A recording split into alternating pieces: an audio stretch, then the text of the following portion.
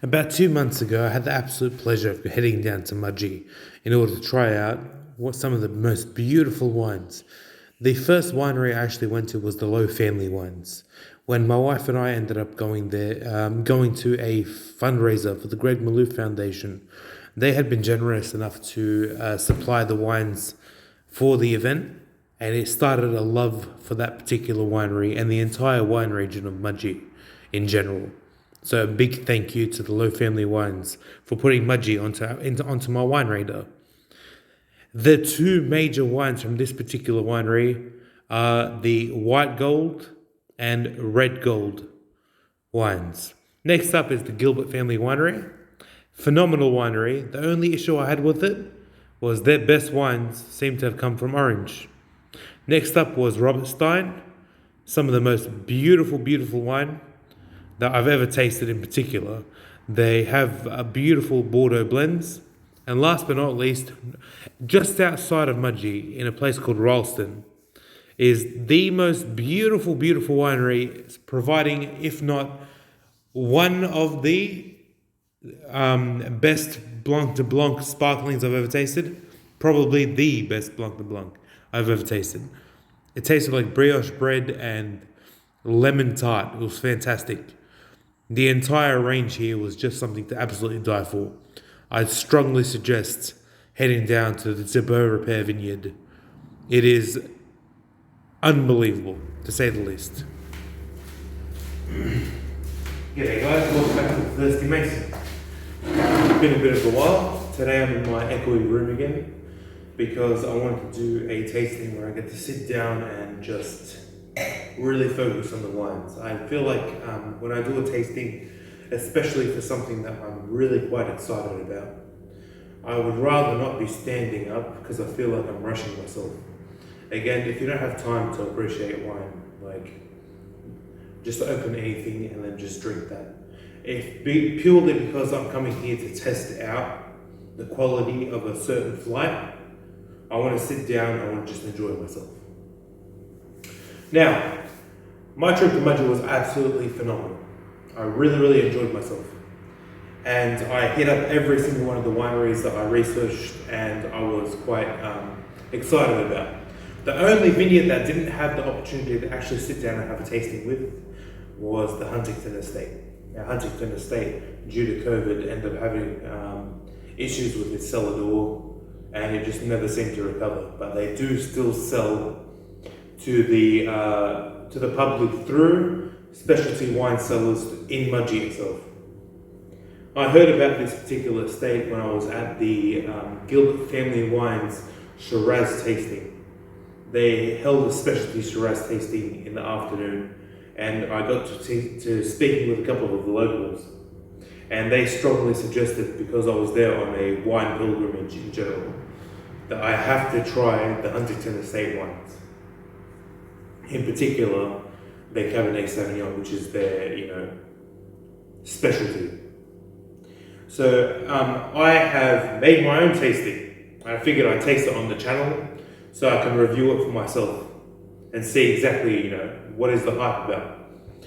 I'm starting off with the Chardonnay because Mudgee is one of the oldest producers of Chardonnay, if not the oldest producer of Chardonnay in all of Australia. Oldest vines in Australia sit in Mudgee. So I figured, why not start off the tasting with something that is so historically significant. After that, the Shiraz Cabernet blend. Alright, all of these are bottled on the estate in Mudgee. These are Mudgee grapes, this is Mudgee fruit, this is Mudgee wine. If I'm going to be doing a Mudgee tasting, I want Mudgee wine. The big issue I had with, for example, Gilbert Family Wines, phenomenal winery, phenomenal wines, was their best wine of my tasting was orange fruit. I already know orange has fantastic fruit. Why am I going to Mudgee to try orange fruit? Like, I'm there on the mission of testing the quality of a specific wine region. I want to taste that region's grapes. I already know orange is one of my favorite regions. Teach me about Mudgee. Anyway, small rant over. We got the Estate Cabernet Sauvignon. And then we got their best of the best. This is the Special Reserve 2016 Cabernet Sauvignon from Mudgee. This is something that was, that's the most expensive wine of the tasting. This is like their flagship. This is the big boy, essentially. So yeah, very, very, very Cabernet based. So I'm expecting Bordeaux varieties. Bordeaux depth. Really, really, really like a huge capacity to age. In fact, it's an insult to open any of these at this age. But I need to know what it is I'm dealing with financially. Is it worth the money from a young perspective to really sit there and hold on to these wines? Let's start off with our Chardonnay. My favorite of all the white wine varieties, and from its oldest plantings in Australia. Okay, beautiful ginger green. Shows it's quite young. Clean. Beautiful legs. Mate, let's go. Oh. Yeah, that's what I'm talking about. Man. Chardonnay is the painter's canvas of wine. You can make it exactly what you're after. I'm getting beautiful peaches and stone fruit. Absolutely delightful, man.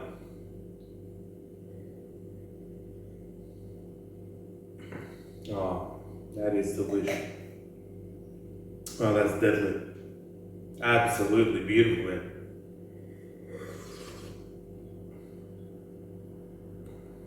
Gorgeous acidity, but creamy in the mouth.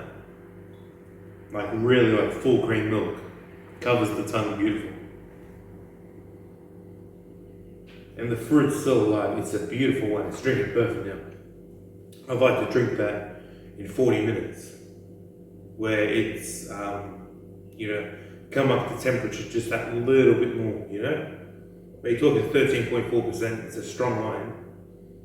But it has a lot going for it. This is beautiful.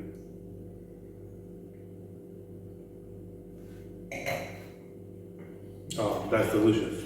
Really well done. But then again, that's what I'd expect of Mudgee. Because, Mudgee is the place to get Chardonnay. Historically. There's a lot of arguments. Personally, I like Margaret River Chardonnay. The climate just seems to be a little bit more to my tastes, but there's nothing wrong with that. Absolutely gorgeous. Alright, let's see. And I also love the fact that they actually give you what happened in the year of production. So for example, this Chardonnay was a 2021 vintage and it was cool and wet. Cool and wet. Cool, I'm expecting a beautiful longer development of the grape on the vine. Because when you got cool weather, you can hold off your picking a little bit longer to allow your grapes to ripen nice and slowly and get the full flavour out of your grapes. But because it's also wet, that is a slight problem. When things are wet, alright, you're probably getting a bit too much moisture into the floor. And then your grapes' actual sugar percentage might get watered down. So they've actually balanced that out so beautifully, where you're getting a beautiful degree of alcohol, which is 13.4%, which means that they've ripened the grapes beautifully. They've left that longer period without watering down the wine, which is just fantastic. Whereas this one was a hot and dry vintage 2019. It can be aged to 2035 plus. So this is showing I should not be opening this yet. So because I opened it fresh, I'm gonna let me just clear out my glass a little bit before I start talking. And let's get into it. Now, the problem I'm gonna have here is because it's so young, it's gonna want to fight me a little bit in the glass, So I have to pour it and then I'd come back in about 10 minutes to taste it. Because this is just going to evolve, because it is really high quality wine. Gorgeous depth in it. Oh wow. Yeah, that is beautiful. Heaps and heaps of cassis. Mate, that is expensive wine. How do you know when a wine's expensive? Is you can smell the oak on it. And they didn't take any shortcuts on this. They definitely put this in brandy oak. Holy moly. Oh, it's definitely French oak too. You get that beautiful chocolatey, vanilla-y like depth, even almost a bit of cinnamon.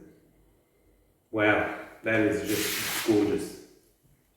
They weren't kidding. Huntington is serious, serious wine. Man, how beautiful is that? Absolutely gorgeous.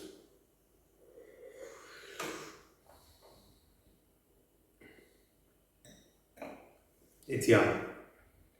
When I say it's young, it's fighting me a little bit on the tongue. But the flavour is all there. Absolutely to die for. Really fantastic wine. It's got beautiful cassis, beautiful sweetness, like perceived sweetness, 14.2%, a little bit higher ABV. It gives that illusion of sweetness. It's a dry wine. It's gorgeous.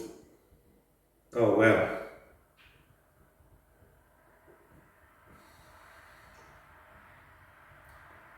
Yeah, they can be very proud of themselves for that Cabernet Shiraz. Absolutely deadly.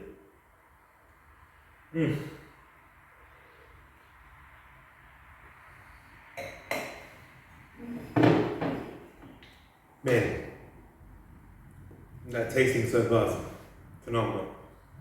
Absolutely delicious. Let's move on to the straight Cabernets. Okay, I find it ironic that the straight Cabernet is 13.6%, but the Cabernet Shiraz was 14.2%. So, kind of surprising. Again, cellar to 2035 plus. So, again, they're not mucking around. They're making serious wine for serious wine drinkers. Let me just pour a smidge in the glass. So I can just change the flavour of the glass a little bit, so I'm not double checking, like doubling up on the aromas. When I sip it, I just don't think. Now it's fun to think. Okay, a lot darker immediately on the glass. Cabernet is supposed to be slightly darker. So let's nose it. Okay, a lot more, so no more cassis, like that beautiful black currant is such a great feature of Shiraz. I adore Shiraz for that particular feature. Heaps and heaps like plums and black currant and strong, dark stone fruits, phenomenal. With Cabernet, which is the king of red wine, let's face it. You're toning down on the super fruitiness and you're upping the umami almost. Like it's almost like deep, dark soy sauce kind of like saltiness, which is, it sounds funny, but it's true. When you got very high-end wine, it smells minerally saltier, you know? Especially because the vintage was hot and dry, you know? Meaning, their problem here for this vintage, which they've, again, fantastic winemaker, whoever made this, you know, bless your hands. The problem when you got perfect weather, you know, when it's warm and dry, is your grapes grow too fast.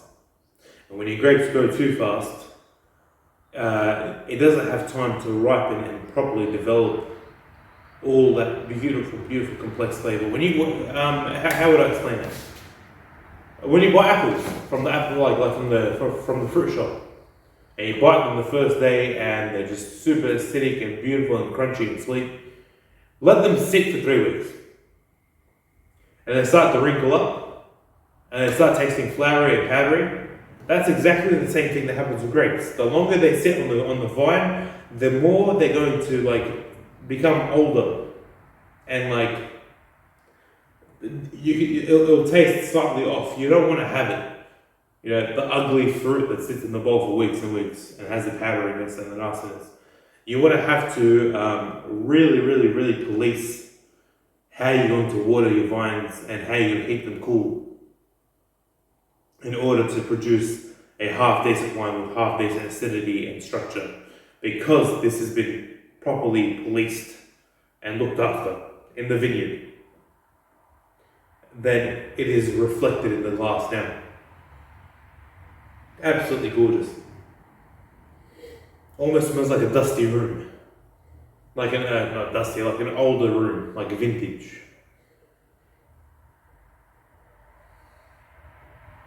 Oh, mate, yum. Absolutely delicious. A bit of like a ripe black cherry.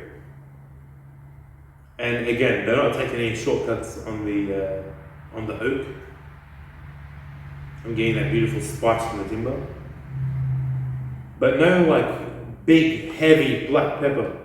That big heavy black pepper is when it's so hot that your grapes are shot so fast into ripeness that you have to rush the wine into making it a half decent wine. And I like the pepperiness, mind you. That's actually something I truly enjoy. But if you're looking at it purely through a wine taster's perspective, it's an actual defect in the grape. You know, a defect in the finished product. This is fantastic. Beautiful balance.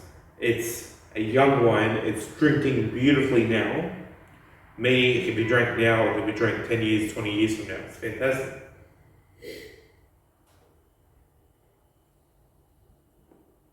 I find it so funny that the straight Cabernet has a lot less tannin drying the center of my tongue out than the Cabernet Shiraz. Usually, straight Cabernet needs time to behave itself. And it's just behaving itself right now. It's fantastic.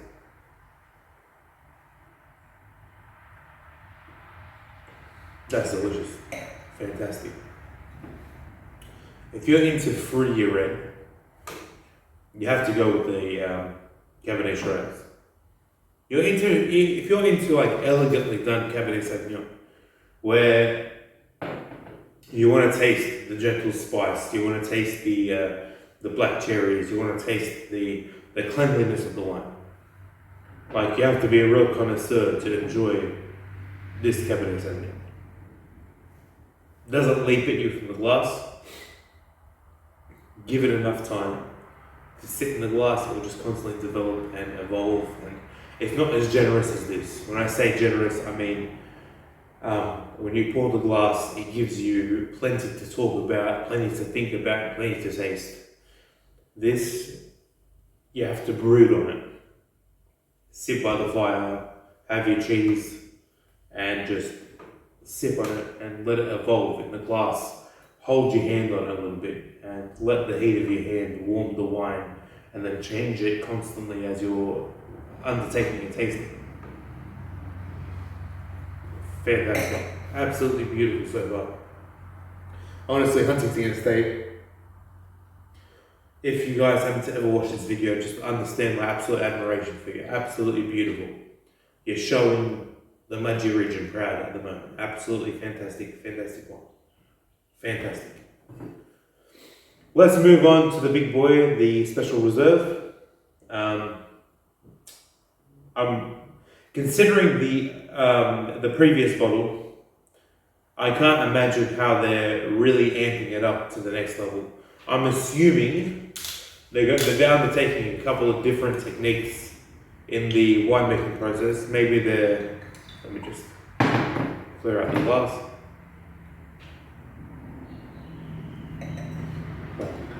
Okay. No, I have to always clear my mind. Otherwise, the little cleaning process is going to be. Here we go. Okay. First thing I can tell is it's a lot darker than all the previous ones so far. Which is, I'm assuming that what they're doing. Alright, and then this is me trying to see where the value is, where the why is this a special reserve? I think they grab the Cabernet Sauvignon like normal, and instead of picking it straight away, They pick it and then they let it dry out in the sun in order to amplify the sugars and get that beautiful richness in the color. Again, they might not be doing that. This is just my 2 cents. They're picking out certain specific blocks of the best quality grapes in order to do this. So they go out, usually for that you have to hand pick. That's another expense. That has to be reflected in the price of the bottle. Cool. By hand picking, ultimately you're letting go of any bunches that aren't absolutely perfect. When you machine pick, you can't really go through. When it comes down to the end, like once you blend it all together, the proportion of crap to proportion of excellent material floods out the crap. When you're making a exclusive specialty reserve, you want to amp everything up quality-wise to 20, you know? So, hand-picked, I'm assuming sun-dried to amplify the sugars. I'm assuming untouched, brand spanking new oak, whereas these guys, I think they use the oak barrel maybe once or twice. Alright, and then blend them between freshly oaked and unfreshly oaked in order to get a half decent level of beautiful woody complexity. So, yeah, let's try this out. And plus, it's been actually aged in the winery until 2016, then released. So, it's got a bit of age on it. Let's nose it. Okay, yeah, well, this is amazing. Holy moly. Oh, instantly I'm getting like berry compote. Raspberry and blackberries and blueberries blended together and then let it sit in such sugar for a while. Like that thick, like berry, like jamish. Wow. And then instantly in the background, 70% dark chocolate. And then the spice from the oak straight away. Like that's 100% your work. You can't fuck around with that. You can actually smell that. Oh wow. Really, really, really, really big wine. Unbelievable. I wonder what the percentage is. Well, that kind of stuff, speaks for itself.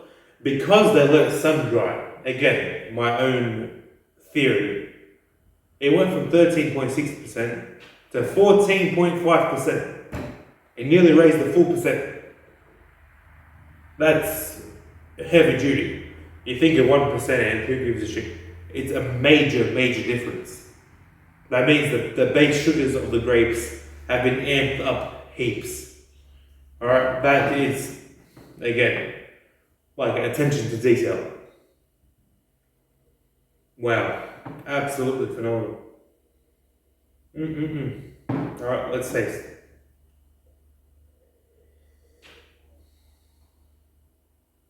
Oh, yep. No competition. Put these aside. That is like professional, like heavy duty. Wow, the tannin, the structure of it, fantastic.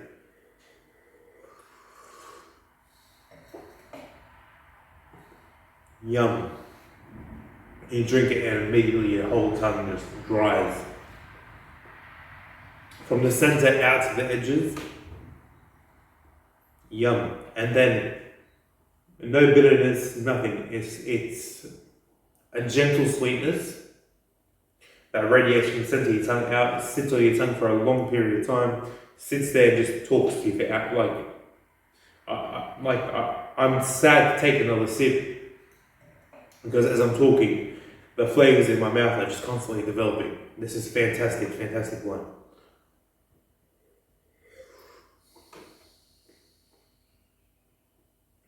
Yeah, oh man, that is heavy duty. That's what this is on crack.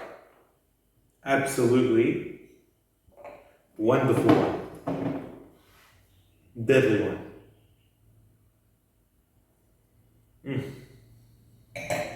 To kill. Holy crap. Alright, well, Huntington. Comfortably one of the good wineries of Mudgee. In fact, it would be a shame not to go out and try one of these wines. Every last one met and exceeded my expectations. In particular, this last one is absolutely delightful. Alright, regardless of what the price is, it's probably quite hefty. It has the capacity to age a serious amount of time. I reckon in 20 years, this will still be exceedingly good. Alright, the tannin would have come down just that little bit more. You're talking 2016 and the tannin is still rippy and grippy.